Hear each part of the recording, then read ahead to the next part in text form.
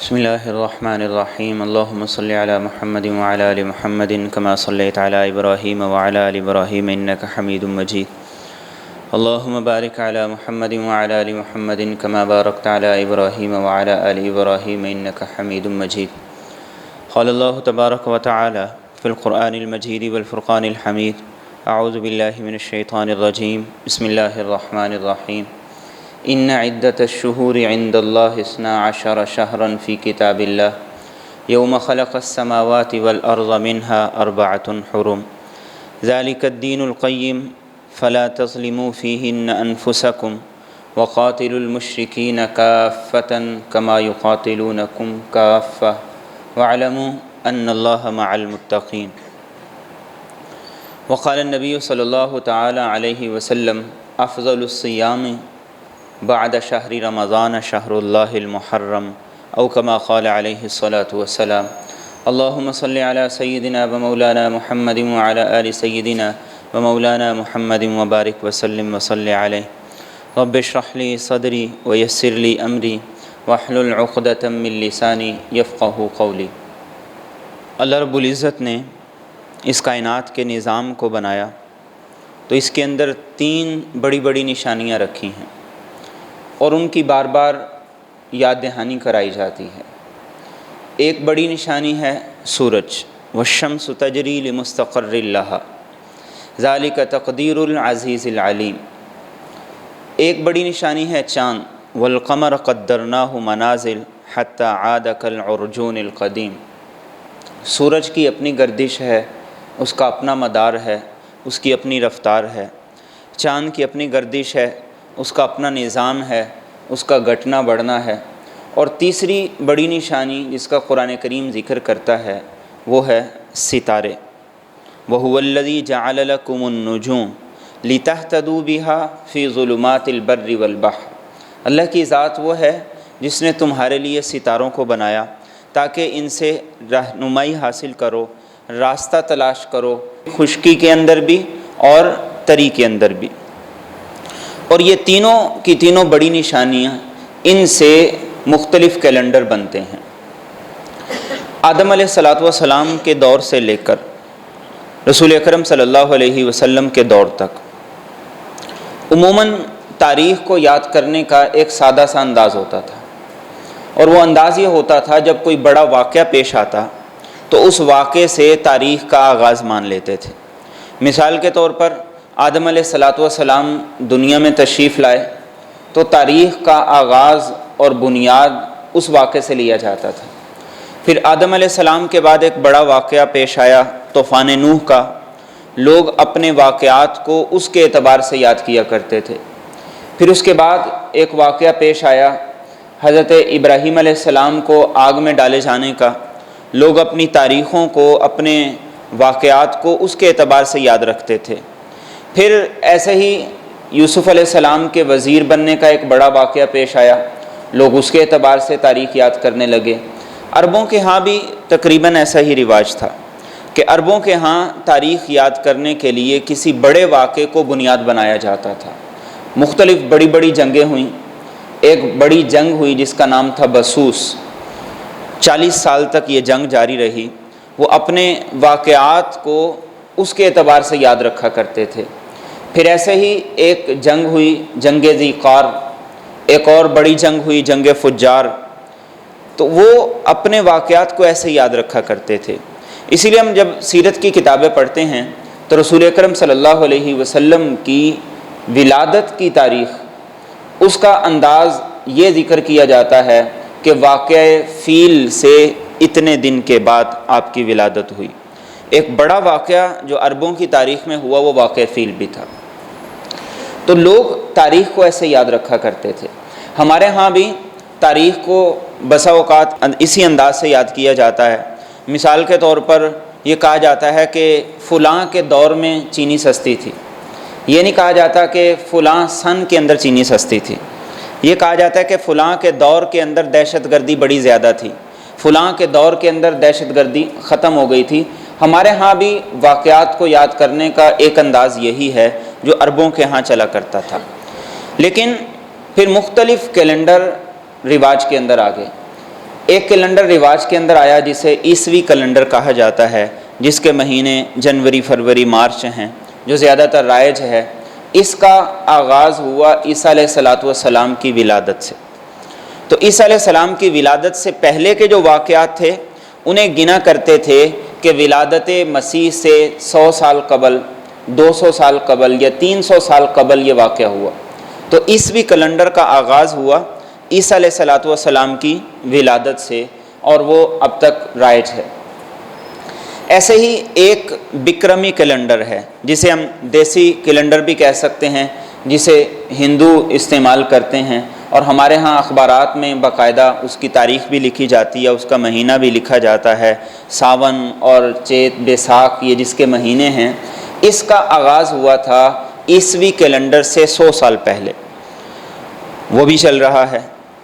اور ایک تیسرا کیلنڈر ہے جسے ہم ہجری کیلنڈر کہتے ہیں، جسے بسا اوقات اسلامی کیلنڈر بھی کہا جاتا ہے، اگرچہ قرآن کریم ہمیں یہ بتاتا ہے ان عدت الشہور عند اللہ 12 شہرا فی کتاب اللہ کے قانون، اس کی کتاب کے مطابق مہینوں کی تعداد وہ 12 ہیں۔ یوم خلق السماوات والارض، جس دن سے اللہ نے آسمان اور زمین کو پیدا کیا ہے اس دن سے یہ تقویم، یہ کیلنڈر بھی موجود ہے۔ محرم، صفر، ربیع الاول، یہ 12 مہینے بھی موجود ہیں۔ منہا اربعۃ حرم، اور ان میں سے 4 مہینے وہ ہیں جنہیں احترام والا مہینہ کہا جاتا ہے، حرمت والا مہینہ کہا جاتا ہے۔ تو یہ تیسری تقویم ہے۔ اس تیسری تقویم کا وجود تو تھا لیکن استعمال بہت کم ہو گیا تھا۔ تو جب رسول اکرم صلی اللہ علیہ وسلم نے ہجرت کی تو 27 صفر کو آپ نے سفر ہجرت کا آغاز کیا اور غار کے اندر جا کر آپ چھپ گئے۔ 3 دن کے بعد آپ وہاں سے نکلے ہیں 1 ربیع الاول کو، اور آپ 9 ربیع الاول کو قباء پہنچے ہیں۔ 12 ربیع الاول کو آپ صلی اللہ علیہ وسلم مدینہ طیبہ کے اندر مسجد نبوی کی جو جگہ ہے وہاں اس مقام پر پہنچے ہیں۔ تو جب حضرت عمر فاروق رضی اللہ تعالیٰ عنہ کا دور آیا تو آپ کے دور کے اندر آپ کو ایک مرتبہ ابو موسیٰ اشعری رضی اللہ تعالیٰ عنہ نے خط لکھا اور یہ کہا کہ آپ کے مختلف خطوط ہمارے پاس آتے رہتے ہیں، مختلف قسم کے آرڈرز ہوتے ہیں، ان کے اوپر کوئی تاریخ نہیں ہوتی، تو عمل درآمد کرنا مشکل ہوتا ہے کہ پتہ چلے کون سا خط پہلے چلا، کون سا بعد میں چلا، کون سا کس تاریخ کو روانہ کیا گیا، کب جاری کیا گیا۔ تو حضرت عمر فاروق رضی اللہ تعالیٰ عنہ نے صحابہ کرام سے مشاورت کی کہ اب ہمیں کس طریقے سے مستقل طور پر اپنے کیلنڈر اور اپنی تاریخ کا حساب کرنا چاہیے۔ تو صحابہ کرام رضی اللہ تعالیٰ عنہم نے رائے دی کہ ہجرت سے، آپ صلی اللہ علیہ وسلم کی ہجرت کے بعد سے ہمیں تاریخ کا مستقل طور پر اندازہ کرنا چاہیے، اس سے تاریخ کا باقاعدہ حساب لگانا چاہیے۔ تو آپ نے پھر صحابہ سے مشاورت کی کہ یہ بتاؤ کہ اب پھر اسلامی مہینوں میں پہلا مہینہ کون سا ہوگا؟ تو مختلف آراء کے بعد یہ طے پایا کہ اسلامی مہینوں میں سے پہلا مہینہ محرم کا ہوگا۔ تو آپ کی ہجرت کے بعد پھر اس کیلنڈر کا آغاز کیا گیا جسے ہجری کیلنڈر کہا جاتا ہے، اور ہجری اس لیے کہا جاتا ہے کہ ہجرت سے اس کے حساب کا آغاز کیا گیا تھا۔ تو آج جو نیا سال شروع ہوا ہے ہجری کیلنڈر کا 1442، یہ رسول اکرم صلی اللہ علیہ وسلم کی گویا ہجرت سے لے کے آج تک 1442 سال گزر چکے ہیں۔ اس سے پہلے مکی دور کے جو 13 سال تھے، ان 13 سالوں کے اندر تاریخ کو یاد رکھنے کا انداز ہوا کرتا تھا سن نبوی کے اعتبار سے، اعلان نبوت کے اعتبار سے، کہ اعلان نبوت کے بعد پہلے سال یہ واقعات پیش آئے، دوسرے سال یہ واقعات پیش آئے، 8ویں سال پہ یہ واقعات پیش آئے، 10ویں سال یہ واقعات پیش آئے۔ تو ہجری کیلنڈر کا آغاز یہ حضرت عمر فاروق رضی اللہ تعالیٰ عنہ سے ہوا۔ کیلنڈر کوئی بھی ہو، چاہے وہ عیسوی ہو جس کا تعلق سورج سے ہے، چاہے وہ قمری ہو، چاہے وہ ہجری ہو جس کا تعلق چاند کے ساتھ ہے، یا دوسرے کیلنڈر جن کا تعلق موسموں کے ساتھ ہے یا ستاروں کے ساتھ ہے، ان میں سے ہم کسی کیلنڈر کو یہ نہیں کہہ سکتے کہ یہ غیر اسلامی ہے۔ ہمارے ہاں عمومی طور پر کہا جاتا ہے کہ یہ اسلامی کیلنڈر ہے، یہ عیسوی کیلنڈر ہے۔ سورج بھی اللہ کی مخلوق ہے، سورج بھی اللہ رب العزت کا بنایا ہوا ہے، چاند بھی اللہ کی مخلوق ہے، چاند کو بھی اللہ نے بنایا ہے، ستارے بھی اللہ کی مخلوق ہیں، ستارے بھی اللہ نے بنائے ہیں۔ تو ایک مسلمان کے لیے ان میں سے کوئی کیلنڈر ایسا نہیں جسے ہم غیر اسلامی کیلنڈر کہیں۔ یہ الگ بات ہے کہ ہمارے ہاں رواج زیادہ عیسوی کیلنڈر کا ہے۔ اور دوسری بات یہ کہ جیسے ہجری کیلنڈر وہ مسلمانوں کے نزدیک اہمیت رکھتا ہے، کس اعتبار سے اہمیت رکھتا ہے کہ ہمارا رمضان اس کا تعلق ہجری کیلنڈر سے ہے، حج اس کا تعلق ہجری کیلنڈر سے ہے، اسی طریقے سے زکوٰۃ کا حساب ہجری کیلنڈر کے اعتبار سے ہے، عورت کی عدت کا حساب ہجری کیلنڈر کے اعتبار سے ہے، اور بھی بہت سی چیزیں ایسی ہیں جن کا مدار، جن کا تعلق دین نے ہجری کیلنڈر کے ساتھ رکھا ہے۔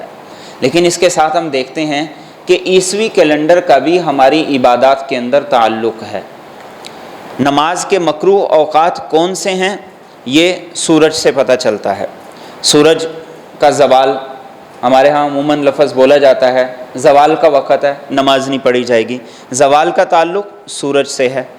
غروب آفتاب کے وقت نماز نہیں پڑھی جائے گی، غروب کا تعلق بھی سورج سے ہے۔ طلوع آفتاب کے بعد مکروہ وقت ہوتا ہے جس میں کسی قسم کی نماز نہیں پڑھی جا سکتی، اس کا تعلق بھی سورج کے ساتھ ہے۔ تو سورج کے ساتھ بھی ہماری عبادات کا تعلق ہے، اور اسی طریقے سے چاند کے ساتھ بھی ہماری عبادات کا تعلق ہے۔ تو یہ عموماً محاورتاً کہا جاتا ہے کہ یہ اسلامی کیلنڈر ہے، وگرنہ کوئی کیلنڈر ایسا نہیں ہے جو کہ غیر اسلامی ہو یا غیر شرعی ہو۔ لیکن چونکہ ہمارے ہاں عیسوی کیلنڈر زیادہ استعمال کیا جاتا ہے، اس کی تاریخوں کو زیادہ یاد رکھا جاتا ہے، اس کے ساتھ ساتھ اس بات کا اہتمام بھی ضروری ہے کہ ہمیں ہجری کیلنڈر کا بھی پتہ ہو، اس کی تاریخ کا بھی پتہ ہو، اور اس کے آغاز اور انتہا کا بھی پتہ ہو۔ ہجری کیلنڈر اس کی ایک اہمیت یہ بھی ہے کہ اس کے مہینوں کا اور اس کے مہینوں کی تعداد کا، اور ان میں سے جو 4 اہم مہینے ہیں ان کا ذکر قرآن کریم کے اندر آتا ہے۔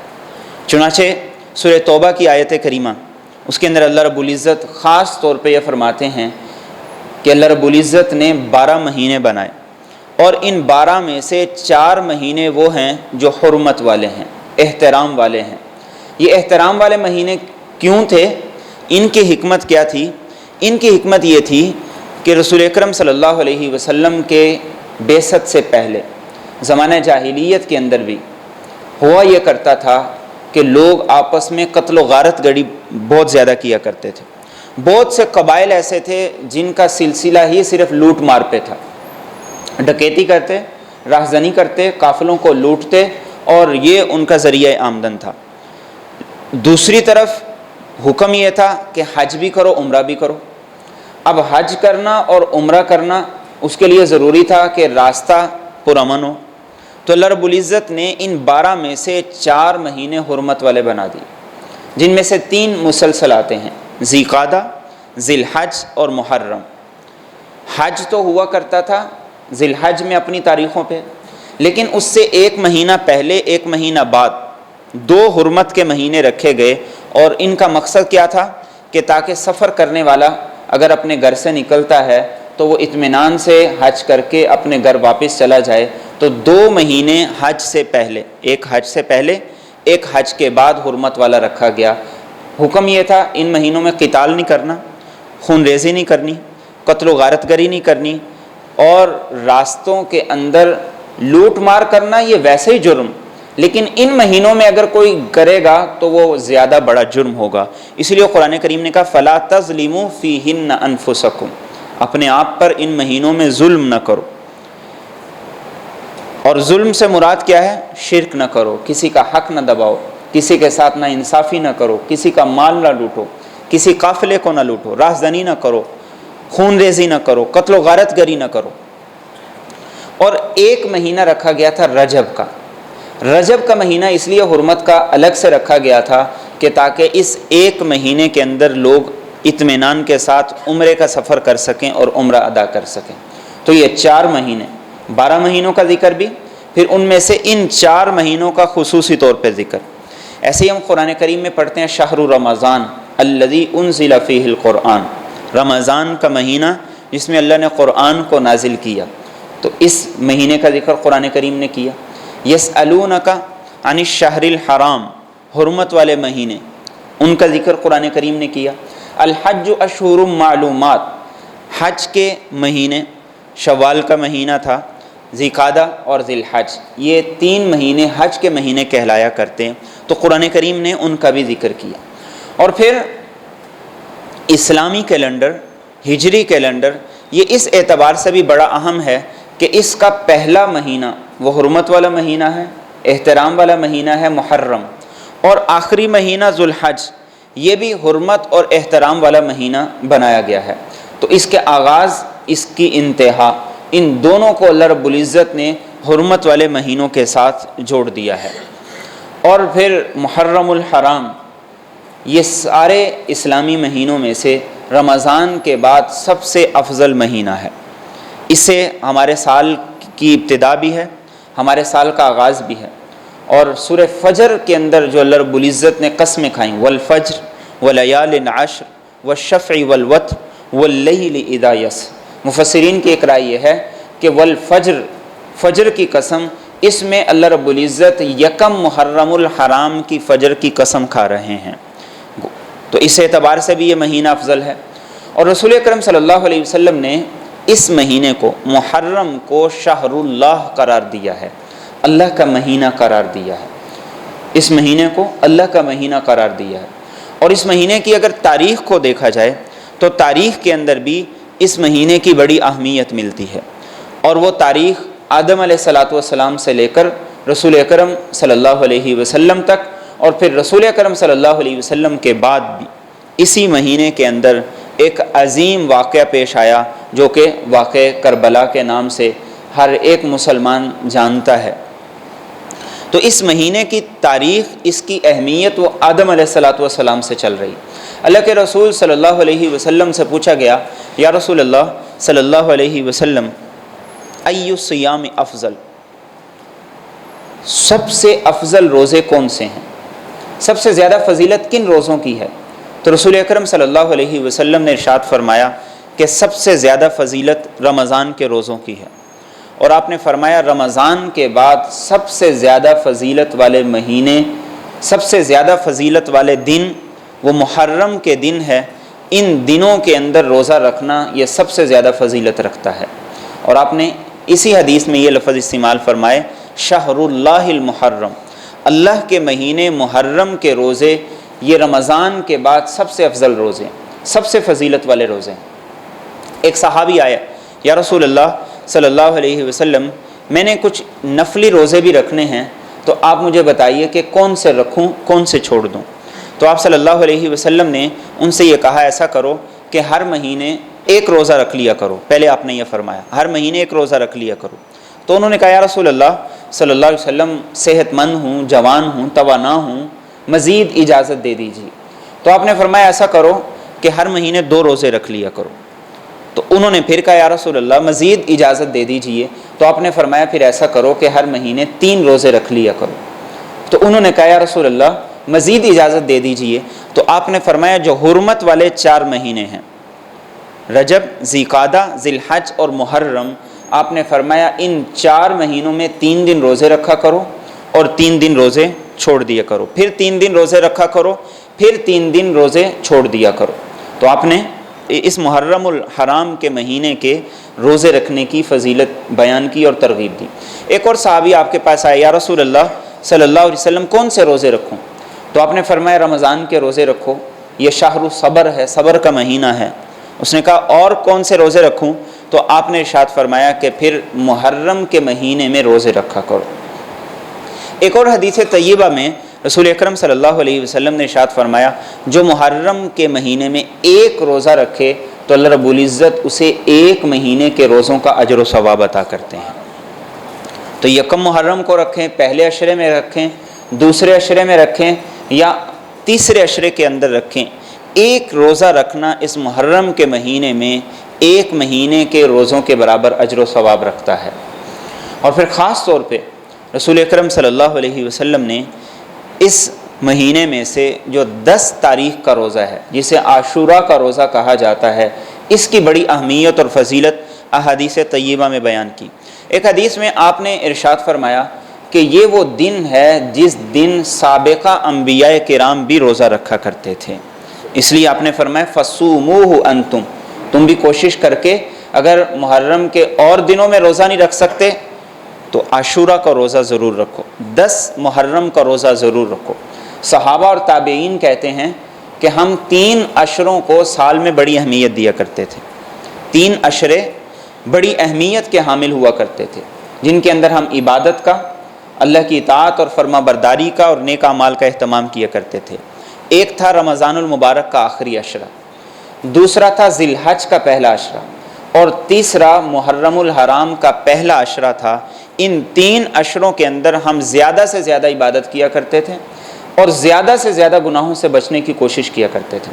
اور محرم الحرام میں روزے کی اہمیت اس لیے بھی زیادہ ہے، اس لیے بھی بڑھ جاتی ہے کہ اس سے ہمارے ہجری سال کا آغاز ہے۔ تو اگر ہم روزے کے ذریعے سے اس کا آغاز اچھا کر لیں گے تو اللہ رب العزت اس کے درمیان کو اور اس کے اختتام کو میرے اور آپ کے لیے اچھا کر دیں گے اور بہتر کر دیں گے۔ تو آپ صلی اللہ علیہ وسلم نے خاص طور پر پھر 10 محرم کا روزہ رکھنے کی ترغیب دی۔ ایک حدیث طیبہ میں یہ آتا ہے کہ آپ صلی اللہ علیہ وسلم جب مکہ میں تھے تو قریش کے لوگ باوجود کہ مشرک تھے، باوجود کہ اللہ کی وحدانیت پر ایمان نہیں رکھتے تھے، لیکن اس کے باوجود وہ 10 محرم کا روزہ بھی رکھتے تھے، اور اس دن کی اہمیت کے پیش نظر وہ خانہ کعبہ کا غلاف 10 محرم کو تبدیل کیا کرتے تھے۔ جیسے آج کل حج کے دنوں میں تبدیل کیا جاتا ہے، تو زمانہ جاہلیت میں خانہ کعبہ کا غلاف 10 محرم کو تبدیل کیا جاتا تھا۔ اور یہ کس وجہ سے؟ اس دن کی فضیلت کی وجہ سے، جو سابقہ تاریخ سے چلی آ رہی تھی۔ اور احادیث طیبہ سے ہمیں یہ بات بھی معلوم ہوتی ہے کہ نوح علیہ السلام کے دور میں جب طوفان آیا تھا، طوفان کے بعد ان کی کشتی جودی پہاڑ پر جس تاریخ کو جا کر ٹھہری تھی وہ 10 محرم اور عاشورہ کا دن تھا، تو انہوں نے شکرانے کے طور پر 10 محرم کا روزہ رکھا تھا۔ اور احادیث طیبہ سے ہمیں یہ بات بھی معلوم ہوتی ہے کہ یونس علیہ السلام جب اپنی قوم کو چھوڑ کے چلے گئے اور ان کی قوم کو یہ پتہ چلا کہ اب عذاب آ جائے گا، اس کے آثار انہیں دکھائی دینے لگے، تو انہوں نے اللہ رب العزت سے توبہ کی، 3 دن اللہ سے توبہ کرتے رہے، تو تیسرے دن ان کی توبہ قبول ہوئی، اور وہ دن بھی عاشورہ کا دن تھا، 10 محرم کا دن تھا۔ ایسے ہی اور بھی واقعات، جس دن اللہ رب العزت نے ابراہیم علیہ السلام کو آگ سے نجات عطا کی، وہ بھی عاشورہ کا دن تھا، 10 محرم کا دن تھا۔ اور جس دن اللہ رب العزت نے فرعون کو غرق کر کے موسیٰ علیہ السلام کو نجات دی تھی، وہ بھی عاشورہ کا دن تھا۔ اس لیے جب آپ ہجرت کر کے مدینہ طیبہ تشریف لائے تو آپ نے یہ دیکھا کہ یہودی بھی اور عیسائی بھی عاشورہ کا روزہ رکھتے تھے۔ تو آپ نے ان سے پوچھا کہ تم اس دن روزہ کیوں رکھتے ہو؟ تو انہوں نے کہا یہ وہ دن ہے کہ جس دن اللہ رب العزت نے موسیٰ علیہ السلام کو فرعون سے نجات دی تھی، فرعون کو غرق کیا تھا، ہم شکرانے کے طور پہ یہ روزہ رکھتے ہیں۔ اور یہ دن ہمارا آزادی کا دن ہے، عید کا دن ہے، اور ان کی عادت یہ تھی کہ وہ اس دن کو عید کے طور پہ منایا کرتے تھے، عورتوں کو زیور پہنایا کرتے تھے، تہوار کیا کرتے تھے، جشن منایا کرتے تھے۔ تو رسول اکرم صلی اللہ علیہ وسلم نے صحابہ سے کہا کہ موسیٰ علیہ السلام سے ہمارا زیادہ قریب کا تعلق ہے، ہم ان کو سچا نبی مانتے ہیں، لہذا آپ نے حکم یہ دیا کہ تمام کے تمام مسلمان بھی عاشورہ کا روزہ رکھیں۔ اور رمضان کے روزوں کی فرضیت سے پہلے عاشورہ کا روزہ رکھنا فرض ہوا کرتا تھا، لیکن جب رمضان کے روزوں کی فرضیت آ گئی تو رسول اکرم صلی اللہ علیہ وسلم نے اس روزے کی فرضیت کو ختم کر دیا۔ پھر فرمایا جو چاہے روزہ رکھے، جو چاہے روزہ نہ رکھے، لیکن آپ نے اہتمام سے اس کا روزہ رکھا اور بڑے اہتمام سے آپ اس تاریخ کو روزہ رکھا کرتے تھے۔ سیدہ حفصہ ام المومنین رضی اللہ تعالیٰ عنہ فرماتی ہیں کہ 4 کام آپ بڑے اہتمام سے کیا کرتے تھے، کبھی نہیں چھوڑا کرتے تھے۔ ایک، آپ عشرہ ذی الحج کے پہلے جو 9 دن تھے ان کا روزہ ضرور رکھا کرتے تھے، اور دوسرا، ہر مہینے کی اسلامی تاریخ کے اعتبار سے، ہجری تاریخ کے اعتبار سے 13، 14 اور 15 ان 3 تاریخوں کے روزے آپ ضرور رکھتے تھے، اور تیسرا 10 محرم کا روزہ آپ کبھی نہیں چھوڑا کرتے تھے، اور چوتھا، فجر سے پہلے کی 2 سنتیں آپ ان کا بہت زیادہ اہتمام کیا کرتے تھے۔ تو یہ وہ روزہ ہے جس کا رسول اکرم صلی اللہ علیہ وسلم بھی بہت زیادہ اہتمام کیا کرتے تھے۔ تو یہودی رکھتے تھے، عیسائی رکھتے تھے، آپ نے صحابہ کو بھی حکم دیا تم بھی روزہ رکھو، لیکن پھر آپ نے ہر دین کے حکم میں ایک چیز کا خیال کیا، اور وہ یہ تھی کہ مسلمان کا کوئی عمل ایسا نہ ہو جس کے اندر عیسائیوں کی یا یہودیوں کی مشابہت ہو۔ اس لیے اسلامی تاریخ کے اندر ہم یہ پڑھتے ہیں کہ جس وقت یہ مشورہ کیا گیا، یہ رائے رکھی گئی کہ مسلمانوں کو نماز کے لیے کیسے جمع کیا جائے، تو کسی نے کہا کہ گھنٹہ بجا دیا جائے، کسی نے کہا آگ جلا دی جائے، کسی نے اور رائے دی۔ تو آپ صلی اللہ علیہ وسلم نے جن آراء کو رد کیا، قبول نہیں کیا، ان میں سے ایک وجہ یہ تھی، آپ نے کہا کہ یہ کام عیسائی کرتے ہیں اس لیے ہم نہیں کریں گے، یہ کام یہودی کرتے ہیں اس لیے ہم نہیں کریں گے۔ تو چونکہ 10 محرم کا روزہ عیسائی بھی رکھتے تھے، یہودی بھی رکھتے تھے، آپ نے مسلمانوں کو بھی روزہ رکھنے کا حکم دیا، لیکن پھر آپ نے یہ فرمایا کہ اگر آئندہ سال میں زندہ رہا تو پھر ہم 9 محرم کا روزہ بھی رکھیں گے۔ عبداللہ بن عباس فرماتے ہیں کہ آئندہ سال جب آیا تو رسول اکرم صلی اللہ علیہ وسلم دنیا سے پردہ فرما گئے، آپ رکھ نہیں سکے، لیکن آپ کی خواہش یہی تھی کہ تاکہ یہودیوں اور عیسائیوں سے مسلمانوں کا فرق ہو جائے، یہودی 10 کا رکھتے ہیں تو مسلمان اس کے ساتھ 9 کا بھی رکھیں۔ اور حدیث طیبہ میں آپ نے اپنے فرمان سے یہ ضرور بیان کر دیا تھا، آپ نے فرمایا تھا عاشورہ کا روزہ رکھو، لیکن اس سے پہلے ایک دن کا روزہ رکھ لو یا اس کے بعد ایک دن کا روزہ رکھ لو، یعنی 9 محرم کا اور 10 کا یہ 2 روزے رکھ لیں، یا 10 کا اور 11 محرم کا یہ 2 روزے رکھ لیں۔ سب سے افضل تو یہ ہے 9 کا بھی رکھ لیں، 10 کا بھی رکھ لیں، 11 کا بھی رکھ لیں۔ دوسرا درجہ یہ ہے کہ 9 کا اور 10 محرم کا رکھ لیں، یا 10 کا اور 11 کا رکھ لیں۔ تیسرا درجہ یہ ہے کہ اگر آپ 9 کو نہیں رکھ سکے، آپ 10 محرم کا روزہ رکھ لیں، اس کے ساتھ 11 کا اگر نہ بھی رکھ سکے تو آپ کا 10 محرم کا روزہ اللہ کی بارگاہ میں قبول ہو جائے گا۔ تو آپ صلی اللہ علیہ وسلم نے خاص طور پر اس 10 محرم کا روزہ رکھنے کی فضیلت بیان کی ہے، ہمیں ترغیب بھی دی ہے۔ تو گویا کہ یہ ایک روزہ یہ بڑا اہم ہے، اور آپ نے اس روزے کی فضیلت کے بارے میں خاص طور پر یہ فرمایا یکفر السنۃ الماضیہ، پچھلے 1 سال کے گناہ اس ایک روزے کی وجہ سے اللہ معاف کر دیتے ہیں۔ پچھلے 1 سال کے گناہ اس ایک روزے کی وجہ سے اللہ رب العزت معاف کر دیتے ہیں۔ اور آپ نے ارشاد فرمایا کہ یہ وہ مہینہ ہے محرم الحرام کا مہینہ جس میں اللہ رب العزت نے سابقہ اقوام کی توبہ کو قبول کیا، اور لوگوں کی توبہ کو بھی اللہ قبول کریں گے۔ تو یہ محرم الحرام کا مہینہ یا توبہ کا مہینہ ہے، اللہ سے معافی کا مہینہ ہے، استغفار کا مہینہ ہے کہ اللہ پچھلے سال میں جو غلطی ہوئی، کوتاہی ہوئی اور اعمال کے اندر جو سستی ہوئی اس سے ہم توبہ کرتے ہیں، اور یہ نئے سال کا آغاز ہم توبہ اور استغفار کے ذریعے سے اور نئے عزم اور حوصلے سے کرتے ہیں۔ اور پھر آپ صلی اللہ علیہ وسلم نے احادیث طیبہ کے اندر جو اس مہینے کے حوالے سے خاص احکام بتائے، ان میں سے ایک حکم یہ بتایا کہ 10 محرم کے دن، عاشورہ کے دن، جو اپنے اہل و عیال اور گھر والوں پر وسعت سے خرچ کرے گا، اللہ رب العزت سارے سال کی تنگی سے اسے محفوظ رکھیں گے۔ من وسع علی عیالہ یوم عاشوراء، کہ جو 10 محرم کے دن اپنے گھر والوں پر وسعت کے ساتھ دل کھول کے خرچ کرے گا، اللہ سارا سال اس کو تنگی سے محفوظ رکھیں گے۔ اور حدیث کے راوی حضرت جابر رضی اللہ تعالیٰ عنہ صحابی رسول ہیں، کہتے ہیں میں نے 40 سال اس عمل پہ میں نے تجربہ کیا ہے، اور اس دن میں نے اپنے گھر والوں پہ وسعت کی ہے تو سارا سال میرے گھر پہ کبھی تنگی نہیں آئی ہے۔ تو یہ وہ وظیفہ ہے، یہ وہ عمل ہے جو میرے اور آپ کے نبی نے مجھے اور آپ کو بتایا ہے، تو اس کا بھی اہتمام کریں۔ اور اس کے ساتھ ساتھ خاص طور پر اس مہینے کے اندر عاشورہ کے روزے کا، اور عاشورہ کے علاوہ جو بھی روزہ رکھیں گے رمضان کے بعد یہ سب سے افضل روزہ شمار ہوگا، اور ایک ایک روزے پر اللہ رب العزت 30 دن کے، یعنی ایک روزے پر 1 مہینے کا اجر و ثواب عطا کریں گے۔